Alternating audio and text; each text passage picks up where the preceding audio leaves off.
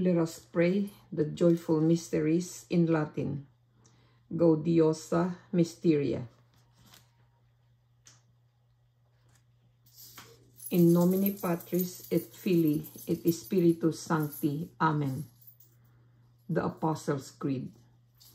Credo in Deum, Patrem omnipotentem, Creatorem Caeli et terrae, et in Iesum Christum, Filium eius unicum, Dominum nostrum, qui conceptus est de Spiritu Sancto, natus ex Maria Virgine, passus sub Pontio Pilato, crucifixus mortuus et sepultus, descended ad inferos, tertia die resurrexit a mortuis, ascended ad caelos, sedet ad dexteram Dei Patris omnipotentis, inde venturos est judicare vivos et mortuos.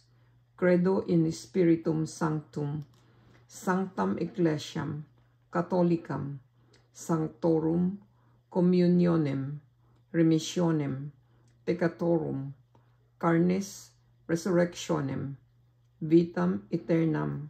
Amen. Our Father, Pater noster, qui es et in celis, sanctificetur nomen tuum, adveniat regnum tuum, fiat voluntas tua, sicut in cielo et in terra. Panem nostrum quotidianum da nobis hodie, et dimite nobis debita nostra, sicut en nos demitimus debitoribus nostres, et ne nos inducas in tentationem, sed libera nos a malo. Amen. The Hail Marys. Ave Maria, gratia plena, Dominus tecum, benedicta tu in mulieribus, et benedictus fructus ventris tui, Iesus. Sancta Maria, Mater Dei, oro pro nobis peccatoribus, nunc et in hora mortis nostrae. Amen. Ave Maria, gratia plena, Dominus tecum, benedicta tu in mulieribus, et benedictus fructus ventris tui, Iesus. Sancta Maria, Mater Dei, ora pro nobis peccatoribus, nunc et in hora mortis nostrae. Amen. Ave Maria, gratia plena, Dominus tecum, benedicta tu in mulieribus, et benedictus fructus ventris tui, Iesus. Sancta Maria, Mater Dei, ora pro nobis peccatoribus, nunc et in hora mortis nostrae. Amen. Glory be. Gloria Patri et Filio et Spiritui Sancto, sicut erat in principio, et nunc et semper, et in saecula saeculorum. Amen. Fatima Prayer. Oratio Fatimae. Domine Iesu, dimite nobis debita nostra, salva nos ab igne inferiori, perduc en caelum omnes animas, praesertim, iasque misericordiae, tuae maximae indigent. The first joyful mystery. Primum mysterium, Annunciatio Beateae Maria Virginis et Verbi Incarnatio. The first mystery, the Annunciation of the Blessed Virgin Mary and the Incarnate Word.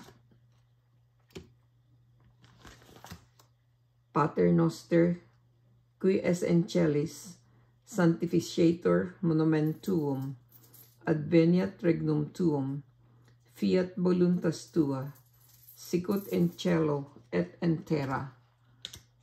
Panem nostrum quotidianum da nobis hodie, et dimite nobis debita nostra, sicut en nos demitimus debitoribus nostres, et ne nos inducas en tentationem, sed libera nos a malo. Amen. Ave Maria, gratia plena, Dominus tecum benedicta tu, in mulieribus, et benedictus fructus ventris tui, Iesus. Sancta Maria, Mater Dei, ora pro nobis peccatoribus, nunc et in hora mortis nostrae. Amen. Ave Maria, gratia plena, Dominus tecum benedicta tu, in mulieribus, et benedictus fructus ventris tui, Iesus. Sancta Maria, Mater Dei, ora pro nobis peccatoribus, nunc et in hora mortis nostrae. Amen. Ave Maria, gratia plena, Dominus tecum benedicta tu, in mulieribus, et benedictus fructus ventris tui, Iesus. Sancta Maria, Mater Dei, ora pro nobis peccatoribus, nunc et in hora mortis nostrae. Amen. Ave Maria, gratia plena, Dominus tecum benedicta tu, in mulieribus, et benedictus fructus ventris tui, Iesus. Sancta Maria, Mater Dei, ora pro nobis peccatoribus, nunc et in hora mortis nostrae. Amen. Ave Maria, gratia plena, Dominus tecum benedicta tu, in mulieribus, et benedictus fructus ventris tui, Iesus. Sancta Maria, Mater Dei, ora pro nobis peccatoribus, nunc et in hora mortis nostrae. Amen. Ave Maria, gratia plena, Dominus tecum benedicta tu, in mulieribus, et benedictus fructus ventris tui, Iesus. Sancta Maria, Mater Dei, ora pro nobis peccatoribus, nunc et in hora mortis nostrae. Amen. Ave Maria, gratia plena, Dominus tecum benedicta tu, in mulieribus, et benedictus fructus ventris tui, Iesus. Sancta Maria, Mater Dei, ora pro nobis peccatoribus, nunc et in hora mortis nostrae. Amen. Ave Maria, gratia plena, Dominus tecum benedicta tu, in mulieribus, et benedictus fructus ventris tui, Iesus. Sancta Maria, Mater Dei, ora pro nobis peccatoribus, nunc et in hora mortis nostrae. Amen. Ave Maria, gratia plena, Dominus tecum benedicta tu, in mulieribus, et benedictus fructus ventris tui, Iesus. Sancta Maria, Mater Dei, ora pro nobis peccatoribus, nunc et in hora mortis nostrae. Amen. Ave Maria, gratia plena, Dominus tecum benedicta tu, in mulieribus, et benedictus fructus ventris tui, Iesus. Sancta Maria, Mater Dei, ora pro nobis peccatoribus, nunc et in hora mortis nostrae. Amen. Gloria Patri et Filio et Spiritui Sancto, sicut erat in principio, et nunc et semper, et in saecula saeculorum. Amen. Oratio Fatimae.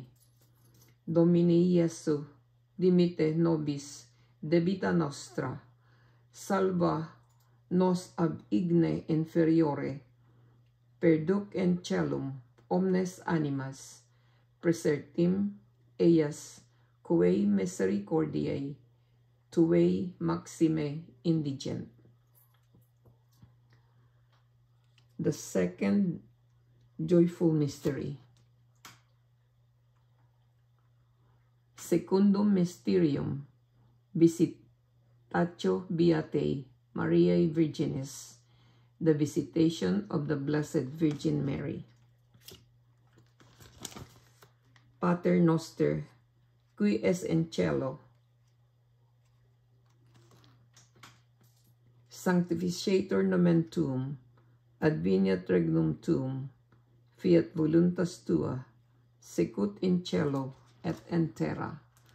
Panem nostrum quotidianum da nobis hodie, et dimite nobis debita nostra, sicut en nos dimitimus debitoribus nostris, et ne nos inducas en tentationem, sed libera nos a malo.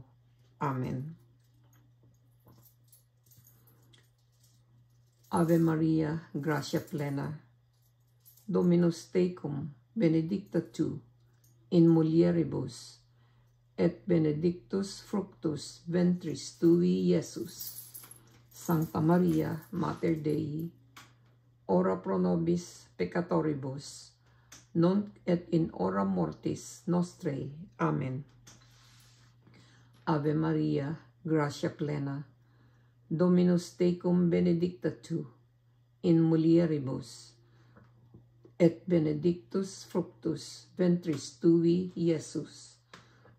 Sancta Maria, Mater Dei, ora pro nobis peccatoribus, nunc et in hora mortis nostrae. Amen. Ave Maria, gratia plena, Dominus tecum, benedicta tu in mulieribus, et benedictus fructus ventris tui, Iesus.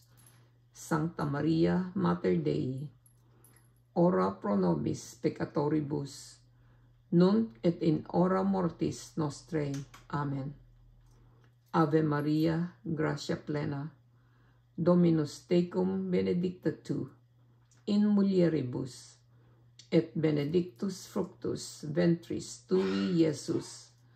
Sancta Maria, Mater Dei, ora pro nobis peccatoribus, nunc et in hora mortis nostrae. Amen.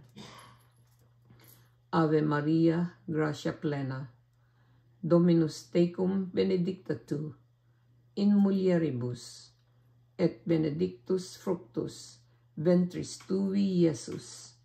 Sancta Maria, Mater Dei, ora pro nobis peccatoribus, nunc et in hora mortis nostrae. Amen.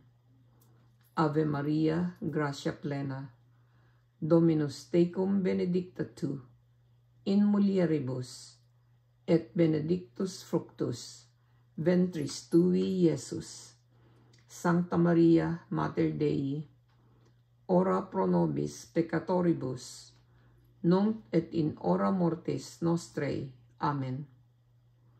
Ave Maria, gratia plena, Dominus tecum, benedicta tu in mulieribus, et benedictus fructus ventris tui, Iesus. Sancta Maria, Mater Dei, ora pro nobis peccatoribus, nunc et in hora mortis nostrae. Amen.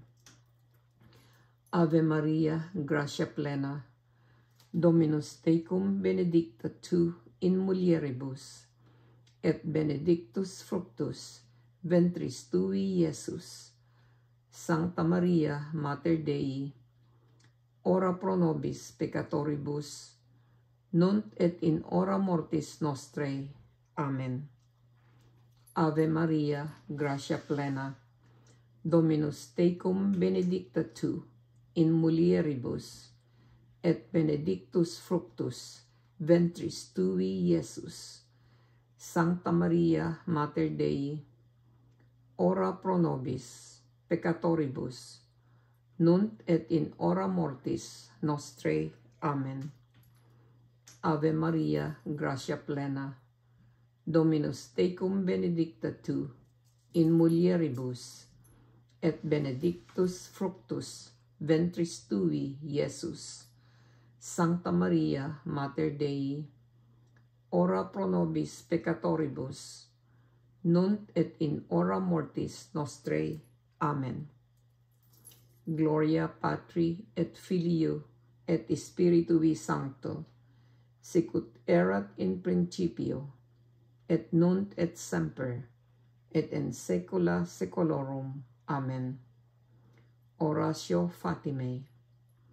Domine Iesu, dimiti nobis, debita nostra, salva nos ab igne inferiori, perduc in caelum omnes animas, presertim ias, quae misericordiae tuae maximae indigent. The third joyful mystery, Tertium Mysterium, Nativitas Domini Nostri Iesu Christi, the Nativity of our Lord Jesus Christ. Pater noster, qui es in celis, sanctificator nomen tuum, adveniat regnum tuum, fiat voluntas tua, sicut in cielo et in terra.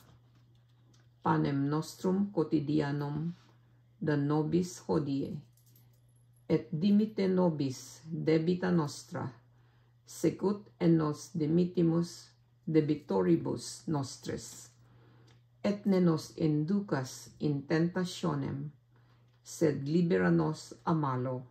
Amen. Ave Maria, gratia plena, Dominus tecum benedicta tu, in mulieribus, et benedictus fructus ventris tui, Iesus.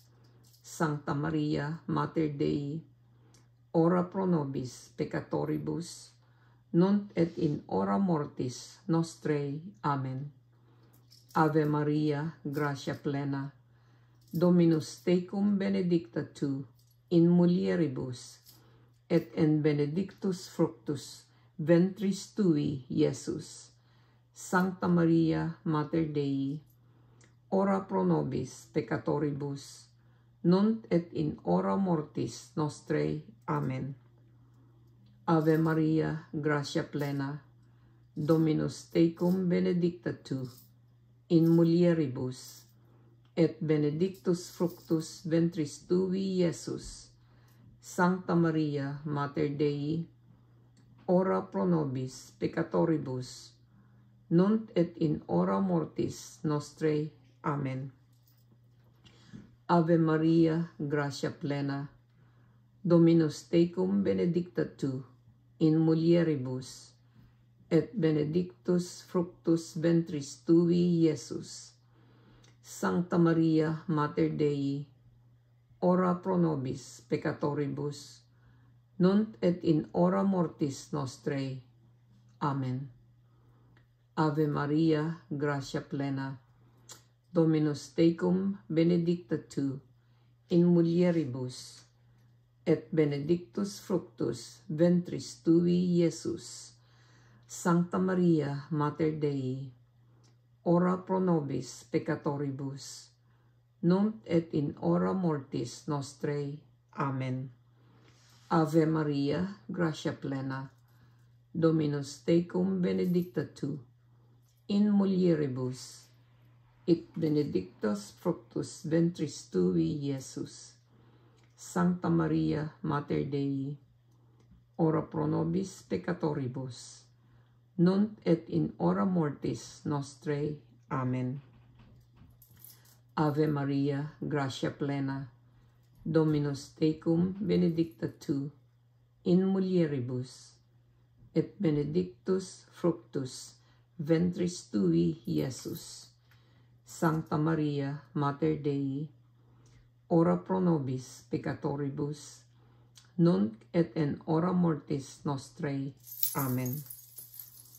Ave Maria, gratia plena, Dominus tecum benedicta tu, in mulieribus, et benedictus fructus ventris tui, Iesus. Sancta Maria, Mater Dei, ora pro nobis peccatoribus, nunc et in hora mortis nostrae. Amen. Ave Maria, gratia plena, Dominus tecum benedicta tu, in mulieribus, et benedictus fructus ventris tui, Iesus. Sancta Maria, Mater Dei, ora pro nobis peccatoribus, nunc et in hora mortis nostrae. Amen. Ave Maria, gratia plena, Dominus tecum benedicta tu, in mulieribus, et benedictus fructus ventris tui, Iesus. Sancta Maria, Mater Dei, ora pro nobis peccatoribus, nunc et in hora mortis nostrae. Amen. The fourth joyful mystery, Quartum Mysterium, Presentatio Jesu in Templo, the presentation of Jesus in the temple. Pater Noster, qui es in celis, sanctificetur nomen tuum, adveniat regnum tuum, fiat voluntas tua, sicut in cielo et in terra.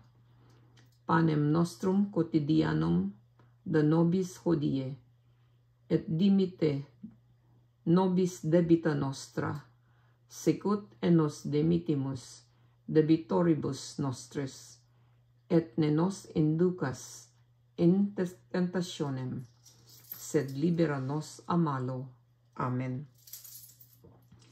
Ave Maria, gratia plena, Dominus tecum benedicta tu, in mulieribus, et benedictus fructus ventris tui, Iesus.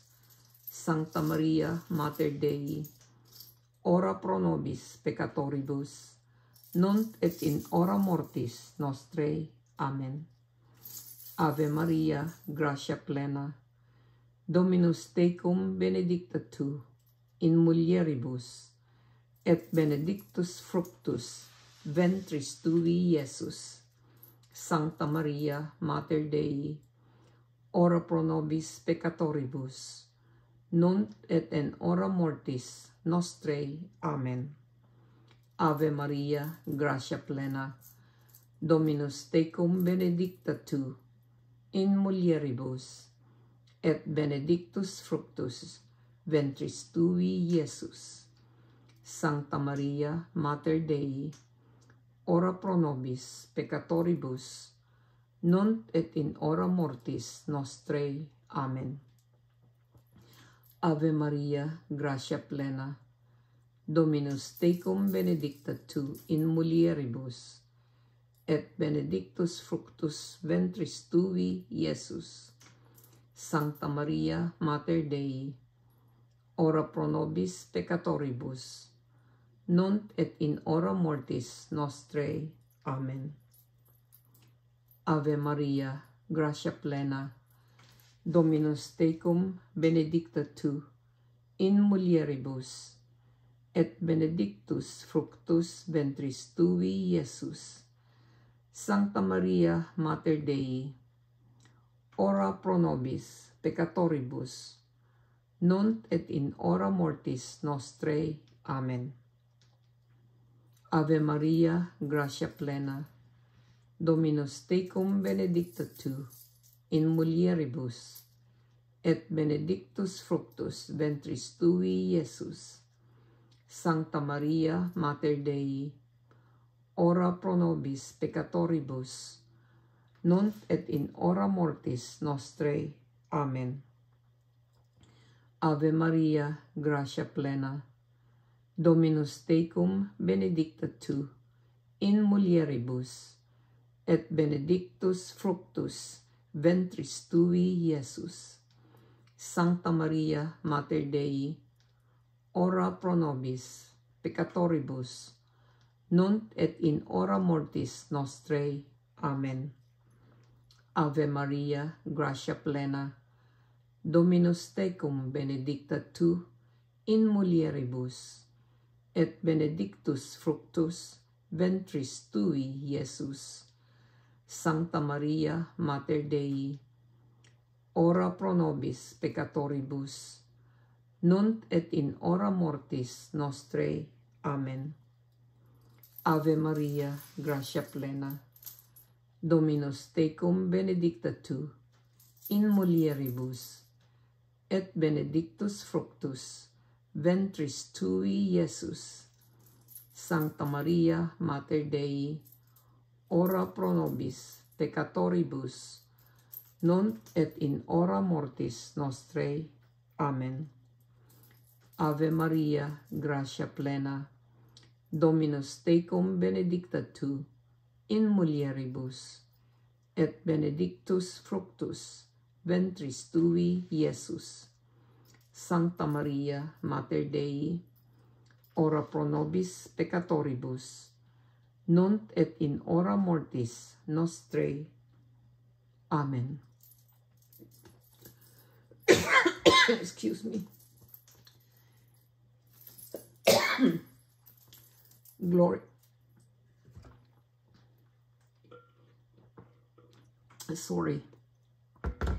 Gloria Patri et Filio et Spiritui Sancto, sicut erat in principio, et nunc et semper, et in saecula saeculorum. Amen. Oratio Fatimae. Domine Iesu dimite nobis debita nostra, salva nos ab igne inferiore, perduc en celum omnes animas, praesertim ias, quae misericordiae tuae maxime indigent. The fifth joyful mystery, Quintum Mysterium, Inventio Iesu in Templo, the finding of Jesus in the temple. Pater noster, qui es in celis, sanctificetur nomen tuum, adveniat regnum tuum, fiat voluntas tua, sicut in cielo et in terra. Panem nostrum quotidianum da nobis hodie, et dimitte nobis debita nostra, sicut et nos dimittimus des debitoribus nostris, et ne nos inducas en tentationem, sed libera nos a malo. Amen. Ave Maria, gratia plena, Dominus tecum, benedicta tu, in mulieribus, et benedictus fructus ventris tui, Iesus. Sancta Maria, Mater Dei, ora pro nobis peccatoribus, nunc et in hora mortis nostrae. Amen. Ave Maria, gratia plena, Dominus tecum, benedicta tu, in mulieribus, et benedictus fructus ventris tui, Iesus. Sancta Maria, Mater Dei, ora pro nobis peccatoribus, nunc et in hora mortis nostrae. Amen. Ave Maria, gratia plena, Dominus tecum, benedicta tu, in mulieribus, et benedictus fructus ventris tui, Iesus. Sancta Maria, Mater Dei, ora pro nobis peccatoribus, nunc et in hora mortis nostrae. Amen. Ave Maria, gratia plena, Dominus tecum, benedicta tu, in mulieribus, et benedictus fructus ventris tui, Iesus. Sancta Maria, Mater Dei, ora pro nobis peccatoribus, nunc et in hora mortis nostrae. Amen. Ave Maria, gratia plena, Dominus tecum, benedicta tu, in mulieribus, et benedictus fructus ventris tui, Iesus. Sancta Maria, Mater Dei, ora pro nobis peccatoribus, nunc et in hora mortis nostrae. Ave Maria, gratia plena, Dominus tecum benedicta tu, in mulieribus, et benedictus fructus ventris tui, Iesus. Sancta Maria, Mater Dei, ora pro nobis peccatoribus, nunc et in hora mortis nostrae. Amen. Ave Maria, gratia plena, Dominus tecum benedicta tu, in mulieribus, et benedictus fructus ventris tui, Iesus. Sancta Maria, Mater Dei, ora pro nobis peccatoribus, nunc et in hora mortis nostrae. Amen. Ave Maria, gratia plena, Dominus tecum benedicta tu in mulieribus, et benedictus fructus ventris tui, Iesus. Sancta Maria, Mater Dei, ora pro nobis peccatoribus, nunc et in hora mortis nostrae. Amen. Ave Maria, gratia plena, Dominus tecum benedicta tu, in mulieribus, et benedictus fructus ventris tui, Iesus. Sancta Maria, Mater Dei, ora pro nobis peccatoribus, nunc et in hora mortis nostrae. Amen. Ave Maria, gratia plena, Dominus tecum benedicta tu, in mulieribus, et benedictus fructus ventris tui, Iesus. Sancta Maria, Mater Dei, ora pro nobis peccatoribus, nunc et in hora mortis nostrae. Amen. Gloria Patri, et Filio, et Spiritui Sancto, sicut erat in principio, et nunc et semper, et in saecula saeculorum. Amen. Oratio Fatimae. Domine Iesu, dimite nobis debita nostra, salva nos ab igne inferiore, perduc in caelum omnes animas, praesertim ies, quae misericordiae tuae maxime indigent. Hail, Holy Queen. Salve Regina, Mater misericordiae, vita, dulcedo, et spes nostra salve. Ad te clamamos, exules filii, hevei.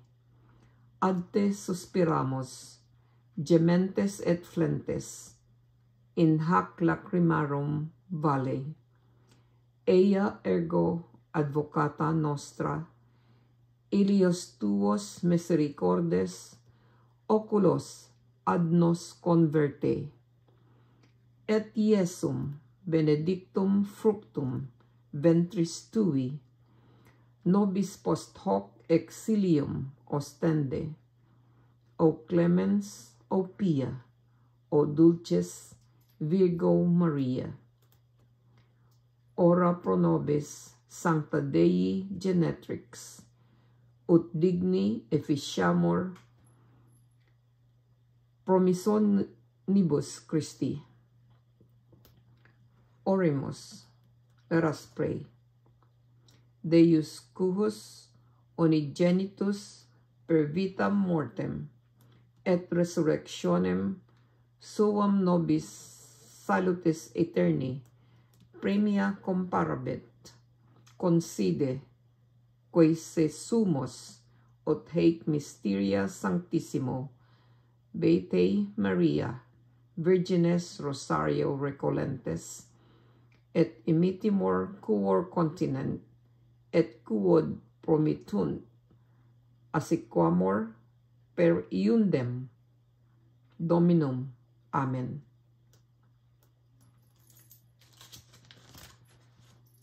In nomine Patris et Filii et Spiritus Sancti. Amen.